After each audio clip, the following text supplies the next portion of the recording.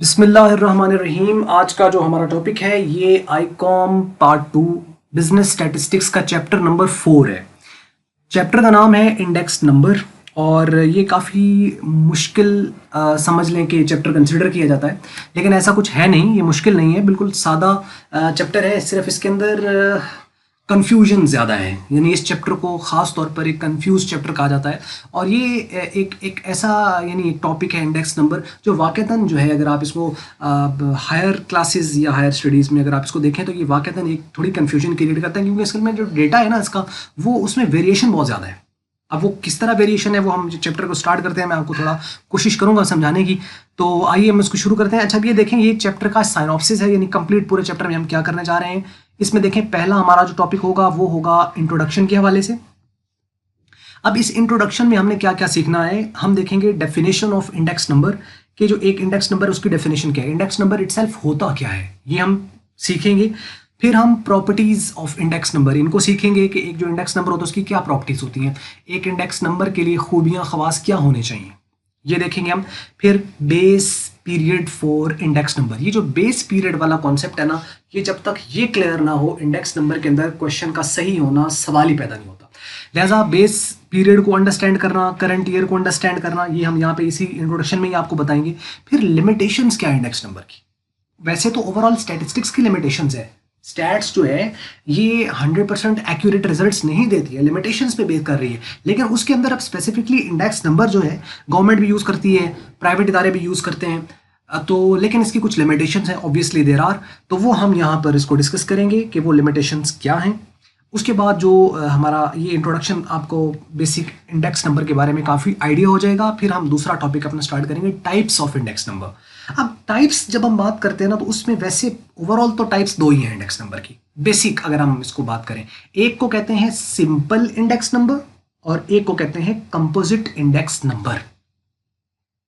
Simple index number इतना simple नहीं है, इसके अंदर मजीद बहुत सारी चीज़ें, जैसा कि सिंपल इंडेक्स नंबर तो है। अब सिंपल इंडेक्स नंबर अगर मैं शॉर्ट में आपको बताऊं, सिंपल इंडेक्स नंबर से ये मुराद है कि जिसके अंदर आपको जो डेटा है ना वो एक पर्टिकुलर आइटम का डेटा दिया गया है, या एक साल का कोई एक आइटम है जिसका डेटा दिया हुआ है, एक साल का और दूसरे साल का, उन दोनों में कंपैरिजन किया गया है, यानी वेरिएबल एक है, वो है सिंपल। अब इसमें जो हम कैलकुलेशन करते हैं, वो कैलकुलेशंस के लिए आपको बड़ा ये ध्यान करना पड़ता है कि अब इसको जो हमने इंडेक्स नंबर कैलकुलेट करना है, ये किस मेथड की बेस पे कैलकुलेट करना है, मतलब फिक्स्ड बेस पे निकालना है या चेन बेस पे निकालना है।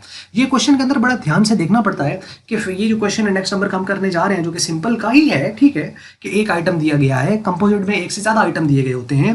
तो आइटम से क्या मुराद है, फॉर एग्जांपल जैसे मैं कहता हूँ शुगर की प्राइसेस हैं, तो वो एक आइटम है। लेकिन अगर शुगर की प्राइसेस दी हुई है, साथ राइस की प्राइसेस भी दी हुई है, तो ये दो आइटम है। इसी तरीके से साथ कोई और भी हो सकता है, ठीक है। तो वो अगर दो आइटम दे दिए तो वो कंपोजिट बन जाएगा, दो से ज़्यादा देगा तो भी वो कंपोजिट है। तो सिंपल अगर है तो उसमें हमें ये जरूर देखना पड़ेगा कि अब इसको फिक्स्ड बेस से करना है या चेन बेस से करना है। बाज़ वो क्वेश्चन में नहीं बताता, तब आपकी मर्जी होती है कि आप उसको फिक्स से करें या चेन से करें। नीचे आप नोट लिख देते हैं कि as it was not mention in the question that which method to be adopted in order to solve that particular question, then I adopted this particular method. For example, I use the fixed method or I use the chain based method. वो आप उसके accordingly मतलब आप उसको एक note लिख सकते हो। एनी हाउ ज़्यादातर क्वेश्चन के अंदर इसके अंदर मेंशन होता है कि फिक्स से करना है या चेन से करना है। तो फिक्स्ड बेस के अंदर आपके पास, आप यहाँ मैंने दो एग्जाम्पल्स के जरिए से समझाने की कोशिश की है फिक्स्ड को, क्योंकि इसके अंदर मैंने बताया ना वेरिएशंस बहुत ज़्यादा है। अब वो पहली एग्जाम्पल आपको दी है जिसमें first year as a base लिया गया है। ये भी एक इंपॉर्टेंट पॉइंट है कि पहला जो साल है, यानी पहला साल से क्या मुराद है कि दो साल आपको दिए हुए, फॉर एग्जांपल 2005 और 2006, तो इसमें फर्स्ट ईयर यानी 2005, सेकंड ईयर में 2006, ये 2019-20 भी हो सकता है। तो 2019 जो होगा वो फर्स्ट ईयर होगा, और 2020 जो है यानी 2020 जो है वो आपका सेकंड ईयर होगा। तो फर्स्ट ईयर को एज अ बेस वो कह देता है कि फर्स्ट ईयर को बेस लेना है। तो हम क्या करेंगे, बाज़ दफ़ा ऐसा होता है वो एवरेजेस को एज अ बेस ले लेता है, मतलब पहले साल है उसके अंदर जो डेटा दिया गया उसकी एवरेज ले लो और उसको अपना बेस कंसिडर कर लो। अब ये बेस जब तक हमें समझ नहीं आएगी तब तक हम आगे नहीं चलेंगे।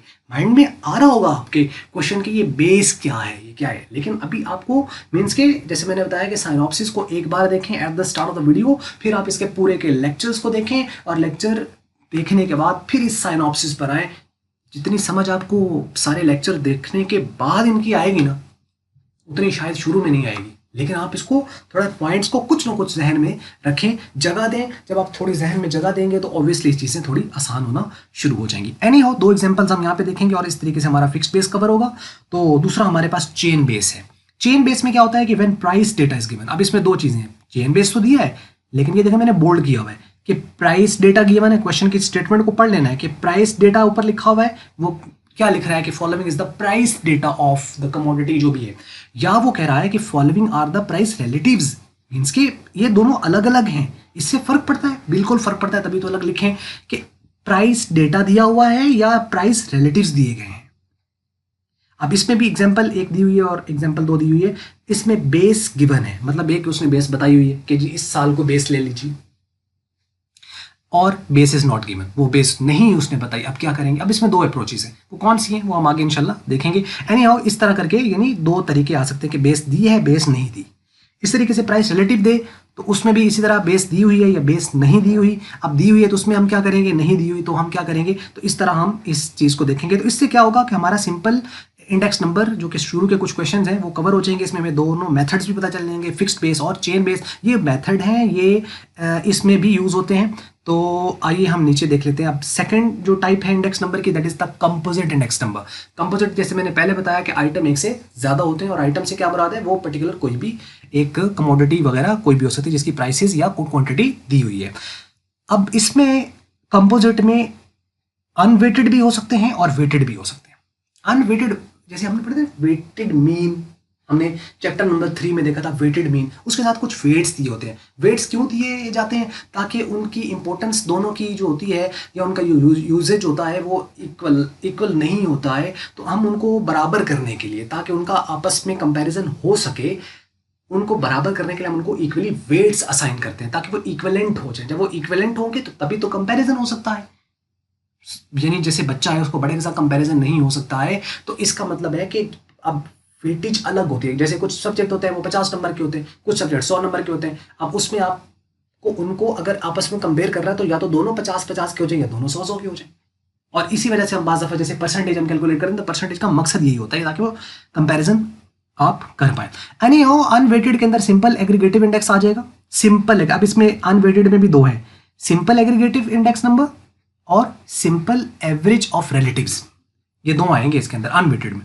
इसकी एग्जांपल फिक्स्ड बेस पे भी है और चेन बेस पे भी, ये हम कराएंगे आपको। Simple average of relatives, simple average of relatives और इसकी भी 2 है, फिक्स्ड और चेन बेस पर। ये हम सारा देखेंगे, इससे आपको अनवेटेड क्लियर हो जाएगा। फिर हम वेटेड की तरफ आ जाएंगे। अब जो वेटेड इंडेक्स नंबर है इसके अंदर आप देखें वेटेड एग्रीगेटिव इंडेक्स नंबर, जिसके अंदर आपके लेस्पेरी, स्पास्टी और फिशर ये 3 आ जाते हैं। अच्छा, अब ये लेस्पेरी, पास्टी, फिशर ये 3 तरह के होंगे। अब इसमें वेटेड में वेटेड एग्रीगेटिव इंडेक्स नंबर, जिसमें ये असल में 3 है। वेटेड एग्रीगेटिव इंडेक्स जिसमें लेस्पेरीज इंडेक्स नंबर, पास्टीज इंडेक्स नंबर और फिशर इंडेक्स नंबर। अब लेस्पेरी हो, पास्टी हो या फिशर हो, इसमें हमें ये देखना पड़ेगा कि इसका जो इंडेक्स नंबर हमने निकालना है वो प्राइस इंडेक्स नंबर निकालना है या क्वांटिटेटिव इंडेक्स नंबर निकालना है। ये सब में इसी तरह पास्टी है, इसके अंदर भी आप देखें प्राइस इंडेक्स नंबर और क्वांटिटी इंडेक्स नंबर। फिशर है तो price index number, quantity index number.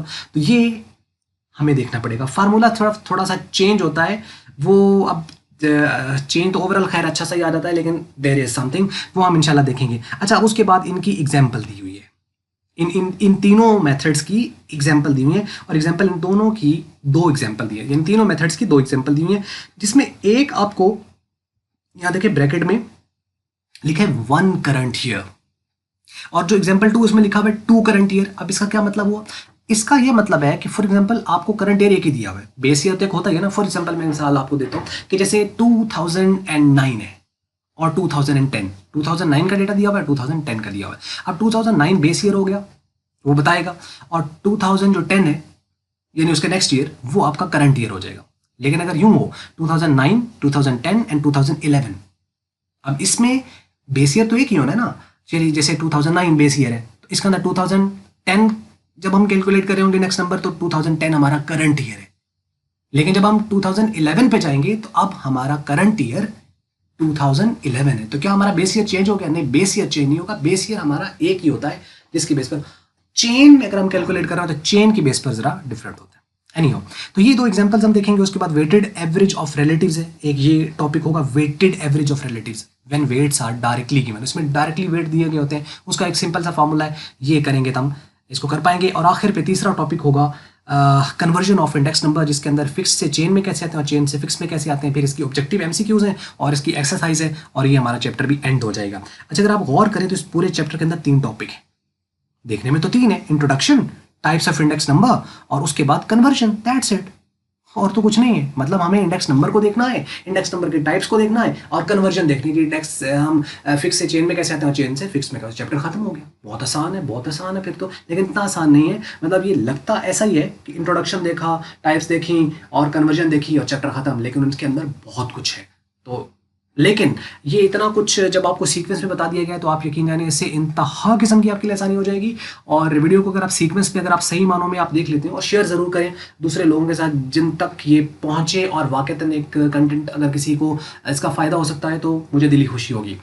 तो बस ये थी जी आज की वीडियो। अगर आपको मल्टीपीडिया की ये वीडियो अच्छी लगी है तो आप इसको लाइक कर लें, अगर आपको अच्छी नहीं लगी है तो इसको ज़रूर डिसलाइक करें और हमें कमेंट्स में ज़रूर बताइए कि आपको इसके हवाले से क्या आपके सजेशंस हैं, और हमें बहुत खुशी होगी आपकी सजेशंस को नोट करके, और उसको मज़ीद हम इम्प्रूव करने में हमें हेल्प होगी। तो बस ये एक वीडियो देखने का हमेशा की तरह बहुत बहुत शुक्रिया।